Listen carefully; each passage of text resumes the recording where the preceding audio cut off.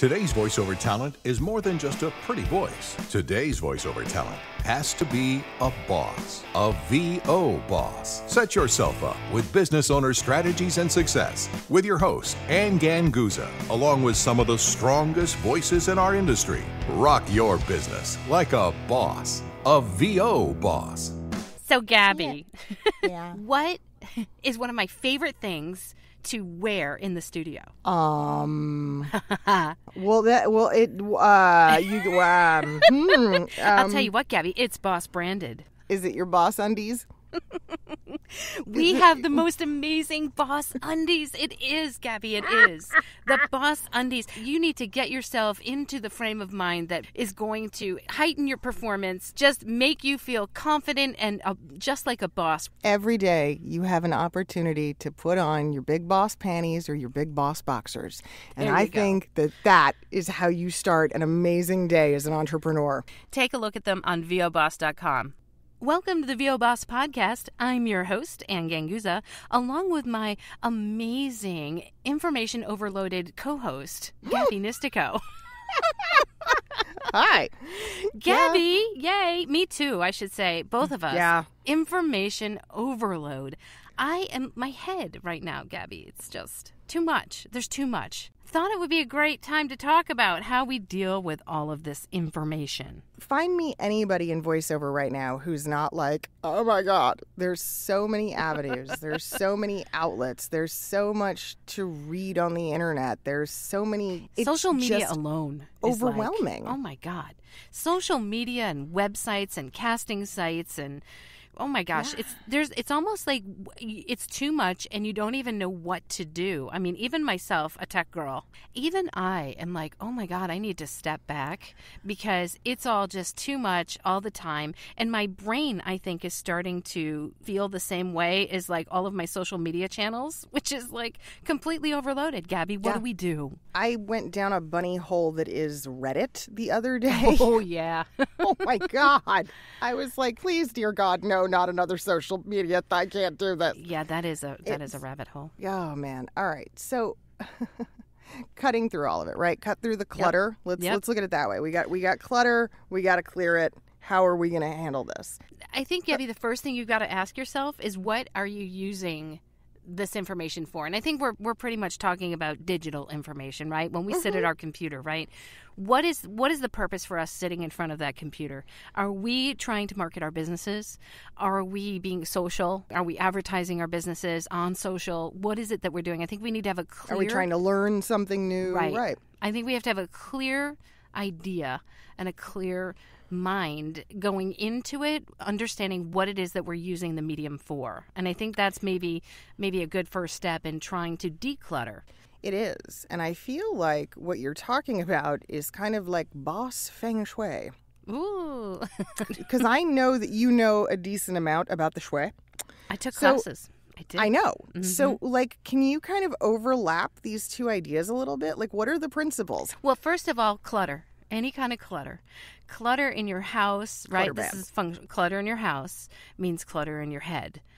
So I'm going to say clutter on your computer, number one. And that includes not just your organization on a computer. That includes like what you're looking at on the computer. So clutter in what you're looking at, what you're digesting in your life, in your digital life, absolutely means clutter in your brain. And I think that it's something for you to at least sit down and recognize that it exists, and then really have a clear-cut idea as to how you want to use that medium. Because I myself, as I mentioned, have even experienced it in the past, I would say 6 months, where I need to maybe step back from some of those channels and only visit them certain times of the day to avoid my brain getting cluttered. And literally... Gabby, how many times have we done a Zoom where you've looked at the amount of tabs that I have on my Google Chrome? I want everybody out there to admit if you have more than 10 tabs open, you are in with me. I have always prided myself on being something of a minimalist. I don't like clutter. I don't like, which is funny because being a rock collector, like I'm very particular about the way I will collect because I do not want to be a hoarder. If you're not displaying, if you're not aware, I think what's happening now is we are becoming digital hoarders. We have so much information, so many files, so many photos, like it's getting to be crazy. With voiceover, I think the fastest way for me anyway to streamline is to force myself to go, who's the source? That's my journalism background in action. Like I go literally right to that place of who's the source of the material. I have to make a very quick judgment. If the source of the material is someone whose career I emulate or who, for lack of a better way to put it, has what I want, then I'm going to listen to that. And that's the pathway I'll follow. But if that person doesn't have what I'm looking for in a career or is doing something else that I really don't have a big interest in, I'm going to kind of shut that off because it's just stuff. I also think, though, you need to allow yourself some playtime. The playtime to explore, because yes, I totally agree that there has to be like who you're paying attention to, who you're following, who you're believing in terms of is this information valid or not. But I also think there needs to be a time for research, a time for play that can help you discover new people to follow, new sources, and new resources. Yes, it's saying, okay, well, I found this thing, this person, this resource, whatever it might be. It could be another podcast. It could be a book. It could be, a workshop somebody's having. And you go, let me look at them. Let me look at who's offering this. I know Scott Brick is a master when it comes to audiobooks, and he's incredibly well respected, and I'll refer people to him all day, every day. But me personally, I don't do a lot of poking into Scott Brick's work or his teachings because I don't want to do audiobooks. So, good point. Why clutter my head with stuff that's not really applicable to what I want to do? Well, I think also it makes sense to, as I mentioned, sit down and have a plan. Have a plan for your digital time. But how do you do that? How do you even... Well, I think that there has to be, various times during the day that you allow yourself on social media. I will have times where I literally have to force myself to get out of Facebook, to get out of Instagram, to get out of Twitter, right? And only have open those applications that I am working on at the time. Okay, Scott Brick is a professional, but therefore you don't necessarily need to be researching audiobooks because that's not what you do, or that's not what you want to do. That's not where you want to be with your business. I think that if you sit down in front of your computer with a clear goal of what you need to accomplish during the day for your business, and then set aside the time and the places that you're going to visit for just those goals, I think it would really help to have like a daily plan. Okay, from 8 to 9, I'm going to be looking at my email. From 9 to 11, I'm going to be Googling or researching new potential clients. A lot of times you might have to check your email like frequently, and so therefore you turn your notifications on. So if somebody is contacting you, like a client, you need to respond to that. If you get an audition in that, from your agent that you need to, hop off and do that audition, I think that's one thing that you would say, okay, I need to check all of my email from this time to this time, but also have my notifications on so that if anything comes in from my agent, anything that comes in from a potential client, that I'm going to be able to see it in a flash, make that decision, to then divide my time up, right, to pay attention to that task at hand. But I think having a good plan in the morning when you sit down is going to benefit you. I like this. I'm going to suggest something because I think I'm even guilty of it, and it would probably benefit me. If you feel like you're going down a digital rabbit hole. Yeah, and you're following the bunny trail, because we've all been there. I mean, it's way too easy to do. Oh, it is. I go into YouTube holes sometimes that I don't come out of for hours.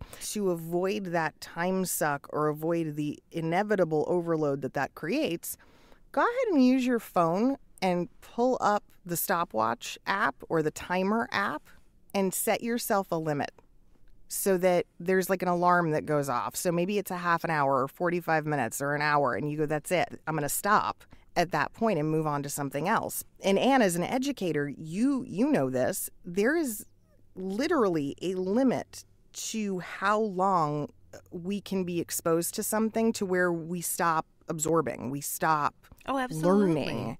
Yeah, we were always Yeah. taught never to lecture more than 45 minutes, even then. Ooh. And that was years ago. So I think today's, the attention span is, what are they saying, 7 minutes? Oh, God, yeah, it's terrible. You know, so it's horrible. I mean, It used to be 22, and Yeah. the reason it was 22 was because that was the length in between commercial breaks on TV. And Yep. now, yeah, it's just getting smaller and smaller. But you have to know that about yourself, because sometimes I get people will come to me or they ask me for advice, and I can see it. Like, they're so confused. They're so overwhelmed. And they're like, and then I was on this blog, and then I saw this thing on Facebook. I get and that then from my, and yeah. Yeah. And I have to look at them and I go, you're being too hard on yourself. Yeah. You can't possibly absorb all of this. You can't possibly know all of this. I have a lot of students who will say, yeah, and then I listened to this podcast, and then, you know, and then I attended this workshop, and then I worked out here, and then I was reading on you know, the web here.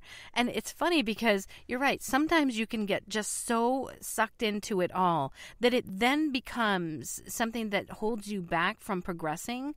You know, I really believe that. And I've had multiple students get kind of sucked down that rabbit hole where they will spend years and they're still not necessarily making a dent in progressing forward with their businesses or getting work because they continue to read more information, take more classes, do more workouts. And it's almost like they're afraid to start. And I think we've been through this before in our podcast where you have to start. Like, you have to give yourself permission to start somewhere. They're overloading themselves. They are literally confusing themselves by continually doing that. And the other is the expectation that they're putting on themselves. No one knows everything. No one knows it all.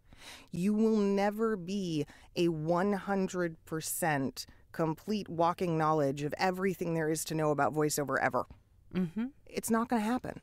So if you're stop striving for that, because I think that's what a lot of it stems from. People think, I've got to know more. I have to know more. I have to know more. And they perform that way with their businesses too. I have to be able to do all of the voiceovers so I can get hired and you know, and make this a career. And it really becomes very much in parallel to what we consider to be great marketing. And it's always about target marketing. I think you need to think about your business and your consumption of digital, right? Of digital material and resources and in that targeted market kind of a focus. Yeah, I think that makes a lot of sense. And some of it too, and this I think runs into what you were saying, the more entertaining piece, the social piece, is think about like the course of your life, like how many TV shows or how many movies you've watched or you've seen purely for entertainment. You know what? We forget a lot of them. It sort of just falls out of our brain at some point. Until maybe, you know, it's on it's rerunning on television and you're like, oh yeah, I forgot all about this movie. And not everything that you're going to absorb or read about voiceover is dire to your career or all important. Let some of it just kind of ebb and flow and come and go. And I'd like to make a suggestion, and I need to take it myself, is I have my phone with me everywhere. I would like to know how many people out there feel uncomfortable if they don't have their phone with them, their smartphone, right? I even take it to the couch when I am done with work at the end of the day, and I'm the first to admit this, right? I take it to the couch, and what do I do during the commercial breaks? I'm on Instagram, I'm like reading Facebook, I'm whatever I'm doing. That's my social hour because I've got that smartphone there, and I'm checking Facebook. And I think this is just going to happen. There is going to be all of society kind of stepping back a little bit, I hope, to get back. Like, you know, remember when we used to go outside to play and we didn't have our phones and that kind of thing. And I know that I am as guilty as, you know, the rest of society in terms of being addicted to my phone. And I think that it's gotten to the point where at some point we're going to be like, okay, we need to step back a little bit. And I'm not sure when that's happening, but I think it's, you know, I think we're close to it. Families are starting to do that with kids more and more. I think that's important. I've heard about some really great steps that families are now implementing where, you know, it's dinner time. Everybody's phone goes in a basket and the basket gets put away.